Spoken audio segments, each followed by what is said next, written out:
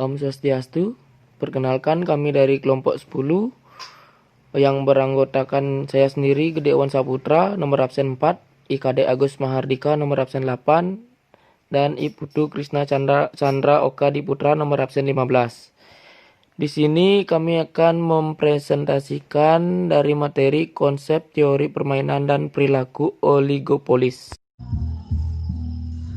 Perilaku, strategi, dan teori permainan. Perilaku strategi mengacu kepada rencana kerja atau perilaku seseorang oligopoli.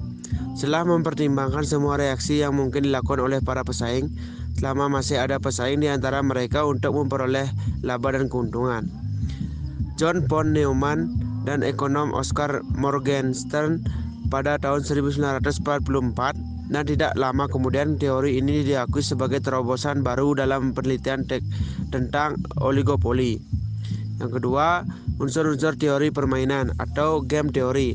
Ada beberapa unsur atau konsep dasar yang sangat penting dalam penyelesaian setiap kasus dengan teori permainan. Yang pertama, jumlah pemain.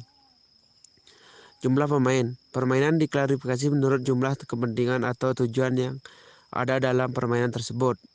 Yang kedua, ganjaran atau payoff.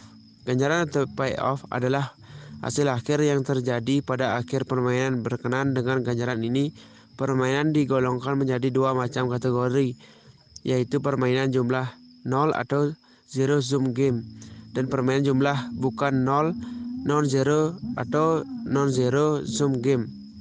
Yang ketiga, strategi permainan. Strategi permainan dalam teori permainan adalah suatu siasat untuk rencana tertentu dari seseorang pemain sebagai reaksi atau aksi yang mungkin dilakukan oleh pemain yang menjadi saingannya. Yang keempat, matrik permainan. Setelah permainan yang dianalisis dengan teori permainan selalu dapat disajikan dalam bentuk sebuah matrik permainan. Yang kelima, titik pelana atau saddle point. Titik pelana atau saddle point adalah suatu unsur di dalam matrik permainan yang sekaligus sebagai maksimin baris dan minimax kolom. Baik, di sini saya akan melanjutkan materinya, yaitu strategi dominan dan keseimbangan NAS. Yang pertama yaitu strategi dominan.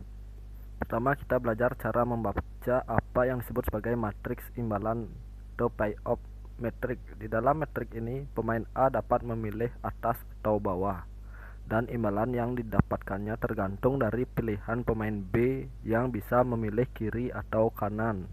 Jika A memilih atas saat B memilih kanan, imbalan yang mereka dapatkan adalah 0 untuk A dan 1 untuk B sel kuning. Dalam strategi dominan, masing-masing pemain memiliki satu pilihan optimal yang tidak tergantung pada pilihan pemain lain. Dalam hal ini, A akan selalu memilih bawah karena imbalan 2 bawah strip kiri atau 1 bawah strip kanan tidak pernah lebih buruk daripada 1 atas kiri atau 0 atas kanan. Demikian pula B memilih kiri tidak akan pernah lebih buruk daripada memilih kanan, apapun pilihan A. Dengan demikian, bawah dan kiri adalah strategi dominan bagi masing-masing pemain A dan B. Selanjutnya, keseimbangan NAS atau NAS equilibrium.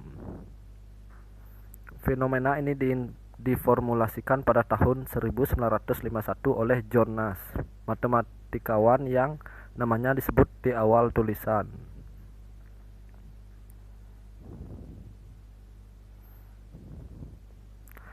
Saat strategi dominan tidak terjadi, keseimbangan masih dapat dicapai apabila masing-masing pemain bisa memilih dengan optimal berdasarkan harapan terhadap tindakan yang diambil oleh pemain lain.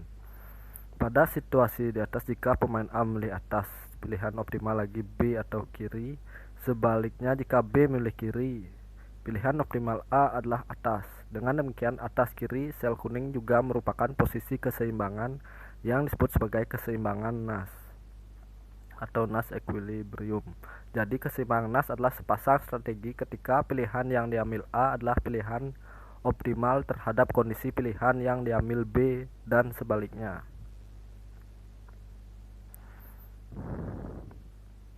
melalui masalahnya jika asumsinya di balik B memilih kanan terlebih dahulu, ternyata bisa timbul posisi keseimbangan nas yang lainnya, yaitu bawah kanan atau sel hijau. Jadi keseimbangan nas tidak selalu hanya satu keadaan. Selain itu ada juga situasi tanpa keseimbangan nas seperti tergambar dalam materi imbalan berikut ini. Jika A memilih atas, B akan memilih kiri. Namun jika B memilih kiri, A akan memilih bawah. Selanjutnya jika A memilih bawah, B akan memilih kanan, dan jika B memilih kanan, A akan memilih atas. Dengan demikian, keseimbangan tidak dapat tercapai. Selanjutnya, persaingan harga dan non-harga. Persaingan harga yaitu menggunakan harga sebagai faktor utama dalam persaingan. Agar bisa bersaing, maka perusahaan harus mampu memproduksi pada tingkat harga terendah. Perusahaan seringkali harus mau dan dapat merubah harga, oleh karena itu dibutuhkan respon yang cepat dan agresif. Selanjutnya, persaingan non-harga. Hampir seluruh perusahaan menggunakan lebih dari satu strategi bersaing. Strategi bersaing ini meliputi strategi bersaing dengan harga dan non-harga. Setiap strategi yang digunakan oleh perusahaan memiliki keunggulan dan kelemahannya. Kompetensi non-harga yaitu usaha penjual untuk mempengaruhi pembeli tanpa potongan harga atau diskon, tetapi dengan cara lain, misalnya perbaikan pelayanan dan peningkatan mutu atau kualitas. Baik, di sini saya akan melanjutkan presentasi yaitu langkah strategis. Dalam bagian ini membahas permainan yang meliputi ancaman, komitmen, kredibilitas, dan hambatan masuk. Konsep ini secara garis besar memperluas teori permainan dan memberikan elemen penting paham realis dan relevansi. Yang pertama ada ancaman, komitmen, dan kredibilitas. Perusahaan oligopolistik sering menggunakan beberapa strategi untuk mencapai keunggulan kompetitif atas persaingannya. Meskipun itu membatasi perilaku mereka sendiri untuk sementara mengurangi jumlah keuntungan mereka. Misalnya seorang oligopolis bisa mengancam untuk menurunkan harga jika para pesaingnya menurunkan harga mereka.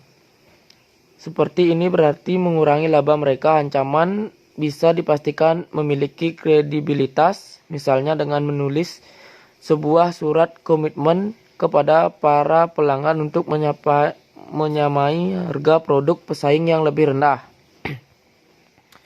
Jika menentukan harga tinggi, demikian pula jika perusahaan B menentukan harga tinggi, perusahaan A akan memperoleh laba sebesar 2. Menentukan harga rendah dan sebesar 5 jika menentukan harga tinggi. Karena itu perusahaan A akan menentukan harga tinggi walau apapun yang dilakukan oleh perusahaan B. Jika perusahaan A menentukan harga tinggi, perusahaan B berkeinginan menentukan harga terendah. Karena dengan demikian dia akan memperoleh laba sebesar 4 dan bukan 3 seandainya dia menentukan harga tinggi. Sebuah cara ancaman ini dapat dipercaya adalah perusahaan A membangun sebuah reputasi sebagai perusahaan yang menjalankan ancaman, meskipun itu mengurangi labanya. Hal ini mungkin terlihat irasional, tetapi jika perusahaan A beberapa kali benar-benar menjalankan ancamannya, dia akan memperoleh reputasi sebagai perusahaan yang membuat ancaman yang memiliki kredibilitas, dan ini akan mengaruhi perusahaan B untuk menentukan harga tinggi, sehingga kemungkinan terjadi laba yang lebih tinggi bagi perusahaan A dalam jangka panjang. Selanjutnya, hambatan masuk. Salah satu strategi penting yang bisa digunakan oleh seorang oligopolis untuk menghambat masuknya perusahaan ban ke dalam pasar adalah mengancam akan menurunkan harga sehingga menyebabkan kerugian bagi pemain ban yang potensial. Meskipun demikian, ancaman seperti itu hanya akan ditanggapi jika memiliki kredibilitas. Hambatan masuk bisa dikaji dengan berlebih untuk mengantisipasi kebutuhan masa mendatang. menjadi ancaman yang kredibel karena dengan adanya kelebihan kapasitas, perusahaan A akan menentukan harga yang rendah dan memperoleh laba sebesar 4, bukan sebesar 3 seandainya dia menentukan harga tinggi. Meskipun begitu, saat ini perusahaan B akan menderita kerugian sebesar 2 jika memasuki pasar, sehingga dengan demikian perusahaan B akan menghindarinya. Hambatan masuk ini memiliki kredibilitas dan efektivitas. Sekian presentasi dari kelompok kami. Jika ada salah kata, saya ucapkan mohon maaf dan terima kasih.